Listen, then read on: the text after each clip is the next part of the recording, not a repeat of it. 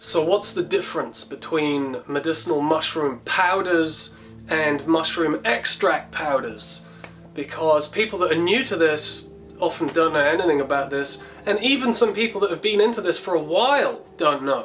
And there really is a huge difference. Questions about this come up all the time, and the information that's available is not always clear and concise. It can often be quite confusing to the newcomer. So let's see if we can respond to the need and give a good, sufficient introduction to this subject without taking too long over it.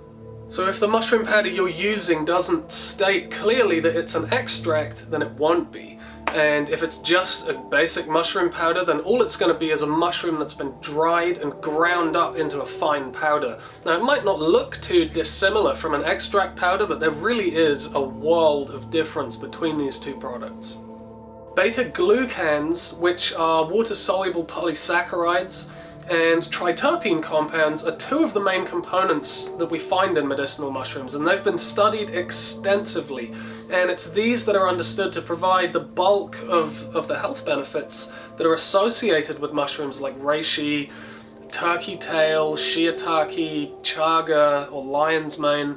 And these nutrients are used as a kind of yardstick for measuring potency.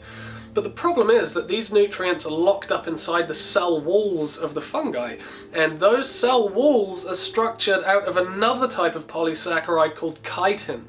Now, chitin is tough, it's fibrous, and it's not water soluble, so if we consume unextracted mushroom powders or we eat mushrooms raw, we're going to be getting little to no benefit at all.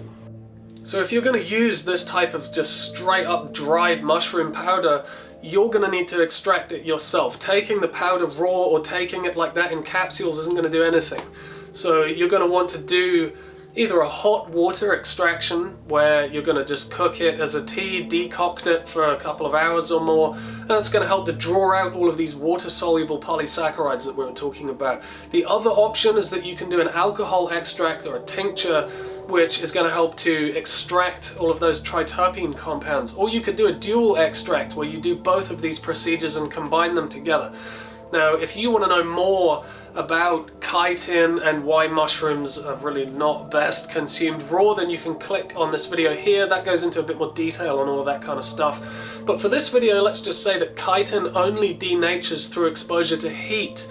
So cooking it in some form or another is essential if we want to break down those cell walls and access the good stuff inside the cell. So let's have a look at extract powders. Now, as the name would suggest, they've already been extracted, yeah? So all of the beneficial constituents that you're after are already there, bioavailable and ready for consumption. But there's still a few variables to take into consideration before you just rush out and buy the first thing you come across. Now, like I mentioned a moment ago, dual extracts involving both hot water and alcohol are going to extract the full spectrum of what that mushroom has to offer.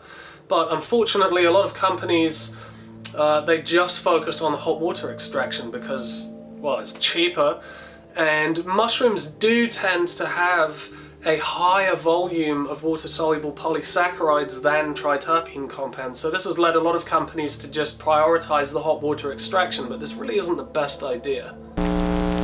Dual extracts are best if we want to get the full benefit that the mushroom has to offer, and this is going to involve the mushroom being extracted into hot water, being extracted into ethanol, being run through a centrifuge to remove the cooked off chitin and a lot of the water, and having the alcohol precipitated off, and then the whole thing spray dried to remove the remaining moisture, and then we have ourselves a dual extract powder ready to use.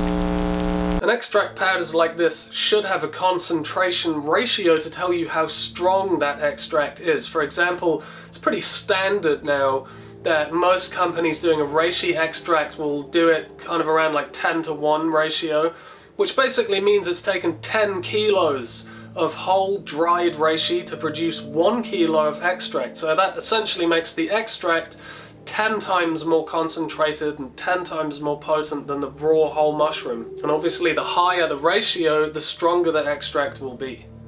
You're also going to want to know how the mushroom was grown before any of this has taken place, you know?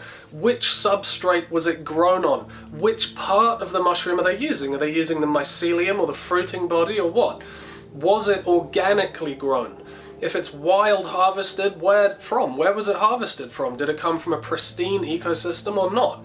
Mushrooms are excellent at cleaning up the environment, which is cool, but in terms of us consuming them, we have to think about it, you know, they're very, very good at absorbing heavy metals, radiation, industrial contamination, all of that kind of shit. So this is exactly why we want to make sure that the products that we're consuming have been produced to the highest, cleanest, and safest standards. So just to reiterate, mushroom powders need extracting in order to be of any benefit, whereas mushroom extract powders are ready to go right out of the packet because they've already been extracted. But you know, mushroom powders do still have a lot of usefulness, you know, they can still be a really good product given the right circumstances, but unfortunately a lot of companies are not exactly clear about what their powder is or isn't, so this can ensnare a lot of well-meaning people into buying that product because they don't have the bigger picture or the context within which to understand what that product is or how to use it. So hopefully this answers the constant influx of questions that come in about this. Now, obviously this is a very simple, very basic, introductory overview of all of this. You know, we didn't look at fermented mycelia, we didn't really look at tinctures. You know, the various complexities of all of this can be discussed in much more detail sometime later, but hopefully this sheds some light on the general confusion that a lot of people experience when they're just simply trying to buy a good quality mushroom powder product.